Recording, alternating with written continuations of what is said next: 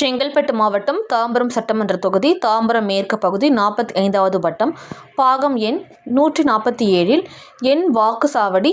வெற்றி வாக்குச்சாவடி கூட்டத்தில் கழக பொருளாளர், மக்களவை குழு தலைவர், ஸ்ரீபெரும்புதூர் நாடாளுமன்ற உறுப்பினர் TR பாலு, தாம்பரம் மாநகர செயலாளர், தாம்பரம் சட்டமன்ற உறுப்பினர் SR ராஜா,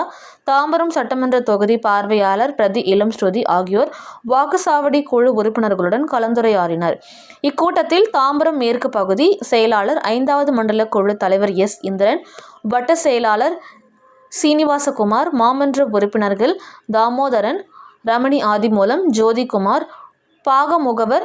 ஜோசப் ஆகியோர் வாக்குச்சாவடி குழு உறுப்பினர்கள் கலந்து கொண்டனர்.